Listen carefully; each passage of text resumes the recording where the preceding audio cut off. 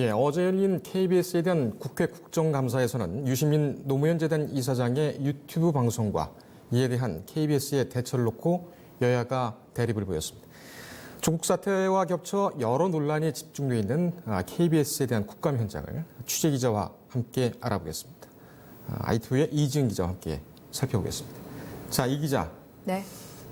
KBS 국정감사가 이렇게까지 주목을 받았던 때는 없었던 것 같습니다. 네. 가장 쟁점이 뭐였죠? 네, 말씀해 주셨던 대로 그 유튜브 채널 알릴레오가 가장 쟁점이 됐습니다.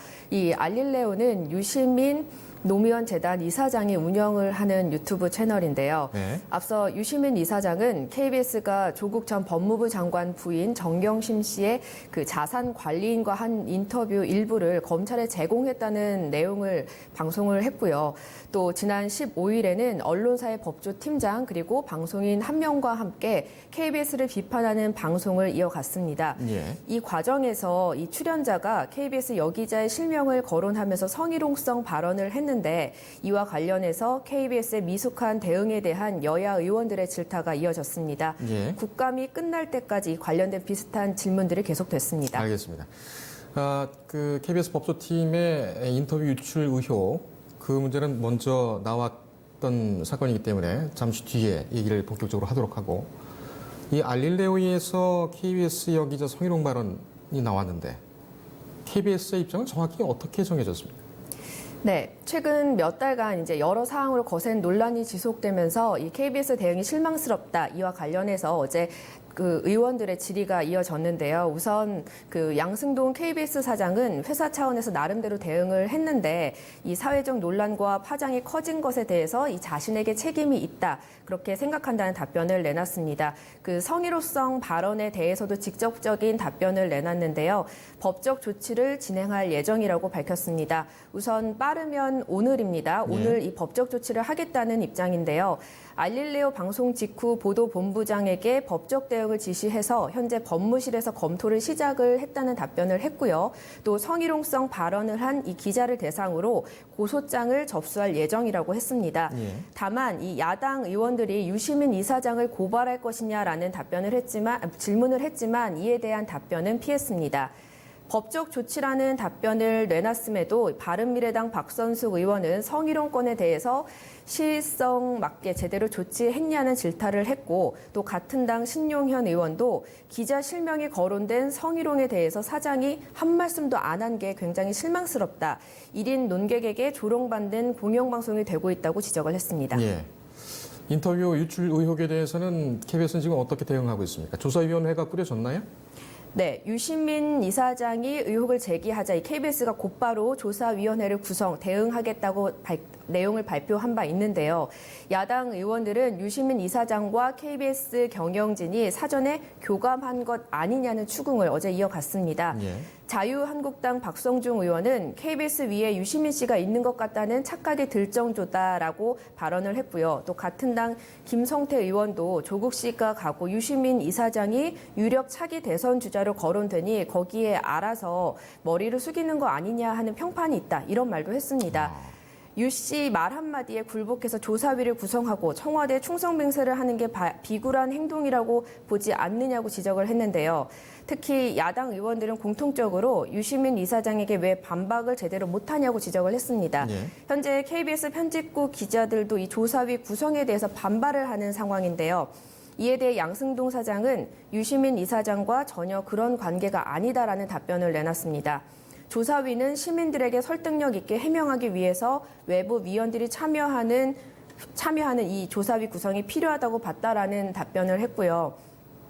이 보도에 대해서 공정하지 않았다는 지적이 있었고 또 너무 출입처에 의존한 보도가 아니었냐는 지적이 있었기 때문에 조사위를 구성할 예정이라고 말을 했습니다. 예. 또 외부 조사위원회는 시청자위원회 중심으로 갈 것이라고 강조를 했습니다.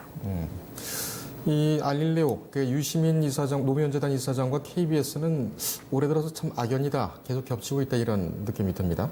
네. 어제는 또 그 유 이사장이 KBS의 공개 토론회, 네. 라디오 방송이었습니다만 혼자 가서 또 얘기를 했죠. 네. 예. 그렇게 뭐 박진감 넘치는 토론은 아니었어요, 그죠? 네, 그랬던 것 같습니다. 이번 계기로 해서 좀 양측의 접점이 생길지 그 부분도 좀 봐야 될 것 같습니다. 북한에서 열렸던 평양에서 열렸던 그 카타르 월드컵 예선 얘기 좀 해보겠습니다. 이거 영상을 KBS가 받았는데 방송을 안 했다. 네. 이런 야당의 지적이 있었죠. 이거 어떻게 된 겁니까? 네, 우선 북한 측에서 생중계가 불가하다고 통보를 받았었고요, 이미. 그리고 어제 오후 5시 녹화 중계가 방영이 될 예정이었습니다. 하지만 이마저도 취소가 됐던 상황인데요. 예. 그래서 이날 국감에서는 이 무산된 이유에 대한 질의가 계속이 됐습니다. 양승동 사장은 북한에서 받은 영상이 초고 화질이 아닌 SD, 그러니까 일반 화질급이었고 또 방송 화면 비율이 4대 3이어서 방송용으로 이 영상이 적절하지 않았기 때문에 방송을 할 수 없었다고 얘기를 했는데요. 예. 즉 화질 때문에 녹화 중계마저 할 수 없었다는 거였죠. 예. 이에 대해서 야당 의원들은 납득이 가지 않는다고 따졌습니다. 자유한국당 박대출 의원은 화질이 정말 국민들이 볼 수 없을 정도인지 영상을 확인해 보자고 했고요. 예. 또 바른미래당 신용현 의원도 관중과 취재진 없이 치러진 데다 북한 선수들이 비신사적인 매너를 보여서 이 북한에 대한 여론이 나빠질 것을 우려해서 중계를 취소한 것 아니냐는 주장을 했습니다. 예. 이에 대해서 양승동 사장은 그렇지 않다고 말을 했는데요. 뉴스에서는 축구 경기 영상을 활용하게 될 것이라고 답변을 했습니다. 예. 어제는 실제로 지상파 방송하고 또 종편 내서 일부 방송을 했었죠. 네. 자료로. 영상이 그 정도로 안 좋았다면 그 SNS나 아니면 유튜브나 인터넷으로 공개를 할 수도 있었는데 왜 굳이 공개를 안 했는지는 저도 좀 궁금합니다. 네. 국감장에서 좀 재밌는 퍼포먼스도 좀 있었다면서요?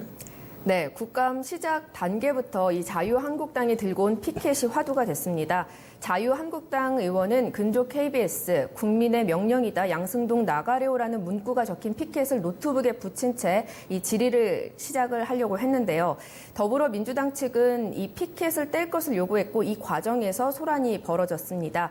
노웅래 과방위원장은 정치적 의사표시를 하더라도 법 테두리 안에서 하는 게 맞다 이렇게 말을 했고요. 국회법에 따라서 국감과 관련 없는 물품은 반입이 안 된다고 피켓을 뗄 것을 요구했는데요. 예. 이에 자유한국당 의원들이 위원장이 판단할 것이 아니다. 라는 취지로 목소리를 높였고 이러면서 한때 소란스러워졌습니다. 네. 시작 전부터 고성이 오가서 국감이 진행이 못 되는 게 아닌가 싶었는데 그래도 진행은 됐습니다. 그렇군요. 자, KBS 공영방송입니다. 뭐 지금 화면에 근조라고 나오고 있습니다만 가장 중요한 것, 공영방송으로서 가장 중요한 것은 역시 공정성과 또 편향되지 않는 그런 보도가 아니겠습니까? 지금 보면은 그 정경심 교수에 대한 뉴스도 그렇고 공정성이나 편향성 문제는 상당히 제기가 됐을 것 같아요. 어떤 얘기들이 나왔습니까? 네, 그렇습니다. 어제 국감장에서 이 KBS 1TV에서 시사 프로그램 시사기획 창 태양광 사업편과 관련해서 청와대 외압 의혹이 도마 위에 올랐습니다. 시사기획창은 6월 18일 태양광 사업 복마전 편에서 태양광 사업을 둘러싼 비리 의혹 중심에 청와대가 있는 것처럼 보도를 했는데요. 나흘 뒤인 22일 예정된 재방송이 보류되자 이 청와대 외압설이 제기가 된 바 있습니다.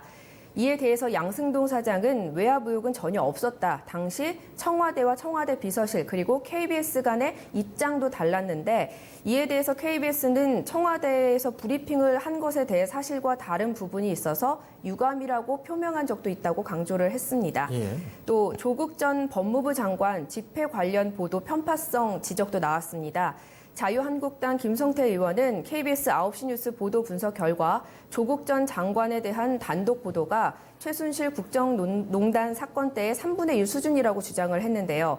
이에 대해서 양승동 KBS 사장은 최순실 국정농단과 조국 사태를 단순 비교하는 데는 무리가 있다고 답변을 했습니다. 예. 또 아울러서 이 보수단체가 주최한 광화문 집회 그리고 서초동 검찰개혁 촛불 집회 보도 분량 배치 순서에 대한 지적도 나왔습니다. 역시 편파성과 관련된 지적이었는데요.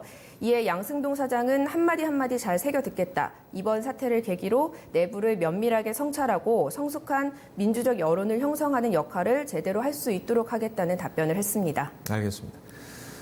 이 기자가 볼 때 KBS 국감은 어떻게 무난하게 잘 끝났다고 보십니까? 네, 우선 마무리가 됐기 때문에 잘 끝나긴 했지만 과제를 남긴 국감이라고 생각을 합니다. 네, 저도 좀 봤는데 검찰 국감도 그렇고 KBS 국감도 그렇고 각 당의 아전인수식 그 공격이 있으니까 국감 피감자들은 원칙적인 답변밖에 할 수 없겠더군요. 그러다 보니까 아마 좀 무난하게 넘어간 것이 아닌가. 어제 윤석열 검찰총장의 얘기는 좀 뭐 파장이 있긴 합니다만 그거는 다음 순서에서 좀 얘기를 해보도록 하겠습니다. 고생 많았습니다.